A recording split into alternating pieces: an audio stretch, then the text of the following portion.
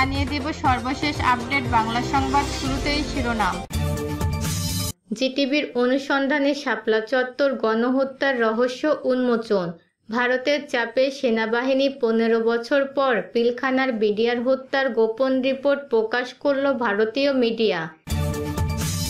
এবং সর্বশেষে জানাবো পুলিশ বাহিনী ধ্বংসের গুরু সাবেক স্বরাষ্ট্রমন্ত্রী আসাদুজ্জামান খান কামাল ধরা খেয়েছে, বেরিয়ে এসেছে ভয়ঙ্কর অপকর্ম। এতক্ষণ শুনছিলেন সংবাদ শিরোনাম, এখন থাকছে বিস্তারিত।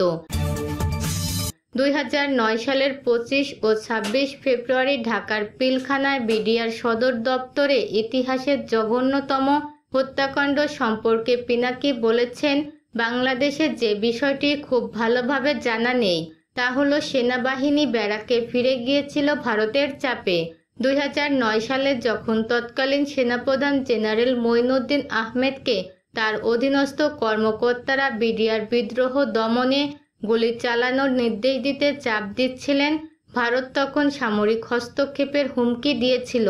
নয়াদিল্লি তখন হাসিনার নিরাপত্তা নিয়ে চিন্তিত ছিল। আর ভারতের হুমকি কেবল নিছক হুমকি ছিল না। পিনাকি আরও বলেন, ভারতের কারণে হাসিনার রাজনৈতিকভাবে তখন পরিস্থিতি নিয়ন্ত্রণ নিতে পেরেছিলেন। পিনাকি আরও বলেন, ভারতের কারণে হাসিনার রাজনৈতিকভাবে তখন পরিস্থিতি নিয়ন্ত্রণ নিতে পেরেছিলেন এবং সামরিক বাহিনীর চাপ থেকে নিজেকে মুক্ত করতে পেরেছিলেন। এরপর থেকে তাকে আর পিছনে ফিরে তাকাতে হয়নি। সেদিন বাংলাদেশ সেনাবাহিনী এবং র্যাপিড অ্যাকশন ব্যাটালিয়ন বিডিআর সদর দপ্তরের আশেপাশে শক্ত অবস্থান গ্রহণ করছিল। রাস্তায় ট্রাঙ্কগুলো নামিয়ে সেনাবাহিনী চূড়ান্ত হামলার প্রস্তুতি নিচ্ছিল। প্যারাশুট কমান্ডো প্রস্তুত ছিল। তবে ভারতের সামরিক হস্তক্ষেপের হুমকির কারণে তারা অভিযান করতে পারেনি। যাই হোক, দেরিতে হলেও প্রকৃত সত্যটা জানা গেল। পিলখানায় সেই দিন এত বড় একটি হত্যাকাণ্ডের ঘটনা যে গুটি কয়েক ডিএসআই নায়ক কিংবা হাবিলদারের নেতৃত্বে কিছুতেই সংগঠিত সম্ভব ছিল না, এই সত্যটা অন্তত সামনে এলো। পরিকল্পিতভাবে 25 ফেব্রুয়ারির এই পৈশাচিক হত্যাকাণ্ডের ঘটনা ঘটানো হয়েছিল। খুব সতর্কতার সঙ্গে পিলখানা ঘটনাটি তারা সংগঠিত করেছিল। যে সেনাবাহিনী ভারত এবং শেখ মুজিবের বাকশালের বিরুদ্ধে বাধা হয়ে দাঁড়িয়েছিলেন, এবার প্রথমে শেষে সেই রাস্তা বন্ধ করে দেয়া হয়েছে। হাসিনাকে ক্ষমতায় বসানোর 1.5 মাসের মাথায় প্রথমে কথিত বিডিআর বিদ্রোহের মাধ্যমে সেনাবাহিনী ধ্বংস করে দেয়া হয়। সেই দিনই শেখ হাসিনা সরকারের শেষ দিন হতে পারত, কিন্তু ভারতীয় সেনাপ্রধান বাংলাদেশে হামলার হুমকি দিলে বাংলাদেশ সেনাবাহিনী চুপ থাকতে বাধ্য হয়। বিডিআর হত্যাকাণ্ডের দিন যারা হাসিনার বিরুদ্ধে কথা বলেছিলেন তাদেরকেও ধীরে ধীরে গুম, খুন এবং চাকরিচ্যুত করা হয়েছিল। এরপর সেনাবাহিনী উঠে দাঁড়াতে পারেনি। বিডিআর হত্যাকাণ্ডের পর বিক্ষিপ্ত সেনাদের সামাল দিতে ঢাকা ক্যান্টনমেন্টে যায় শেখ হাসিনা। একজন ক্ষুব্ধ সেনা কর্মকর্তা শেখ হাসিনাকে বলেন, কয়েকজনের জবানবন্দি। সিপাহী সেলিম রেজা, বয়স 28, নম্বর 63907, 2010 সালের নভেম্বর সন্ধ্যা 7:30টায় শুরু হওয়া জিজ্ঞাসাবাদে সে জানায় শেখ সেলিম এবং তাপসের সঙ্গে তাদের নিয়মিত যোগাযোগ ছিল। তখন তাপস বলেছিল সেনা কর্মকর্তাদের মেরে ফেললে কোনো সমস্যা নেই। 44 ব্যাটালিয়নের ডি নাসির উদ্দিনে শেখ সেলিম এবং তাপসের কাছে গিয়েছিলেন। তারা বলেছে, আমরা জিম্মি করি আর যাই করি আমাদেরকে মাফ করে দেবে।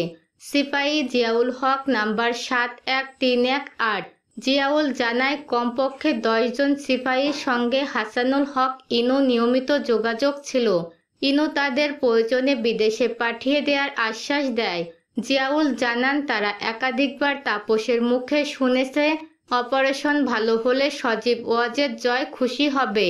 প্রধানমন্ত্রী শেখ হাসিনা পেয়েছিলেন 1 ঘন্টা 4 মিনিট। যথেষ্ট সময় পেয়েও তারা কেন কোনো ব্যবস্থা গ্রহণ করল না? শেখ হাসিনার বিচারবার্ষিক নৈশভোজে অংশ নিতে অসম্মতি জানিয়েছিলেন কেন? 2009 সালে 1 মার্চ সংসদে প্রধানমন্ত্রী জানিয়েছিলেন 25 ফেব্রুয়ারি খুব সকালে তিনি একটি গোয়েন্দা রিপোর্ট পেয়েছিলেন। কি ছিল সেই রিপোর্টে? জেনারেল শাকিলের সাথে শেখ হাসিনার সর্বশেষ কথা কি হয়েছিল?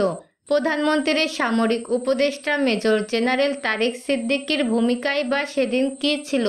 সেদিন বিশেষ ব্যবস্থাপনায় বিমান চলাচলের শিডিউল পাল্টে ফেলা হয়েছিল কেন?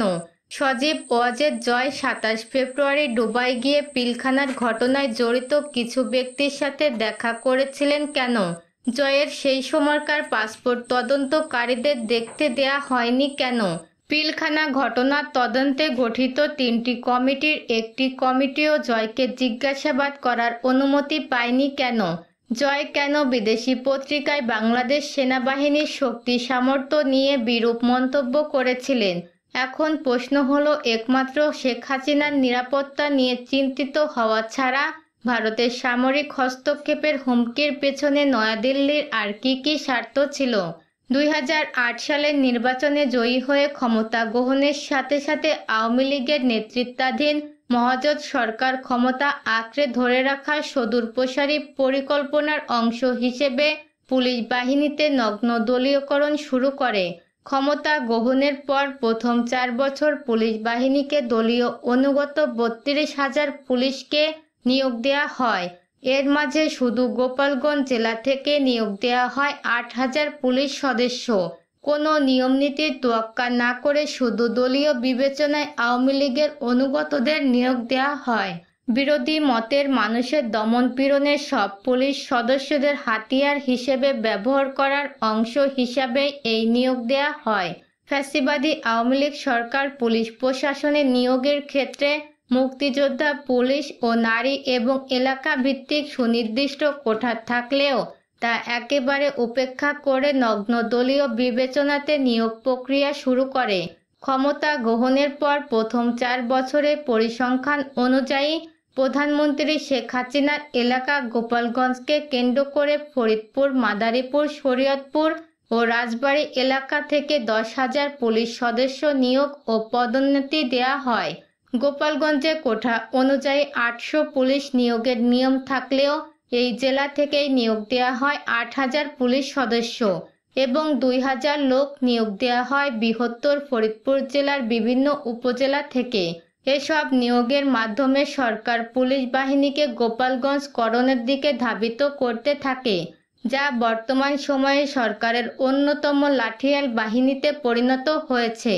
চলুন একে একে এবার দেখে নেওয়া যাক শৃঙ্খলা রক্ষার নাম করে গদি রক্ষার জন্য গুরুত্বপূর্ণ পদে নিয়োগ দেওয়া গোপন পুলিশদের সম্পর্কে। ডিএমপি কমিশনার হাবিবুর রহমান একজন গোপালী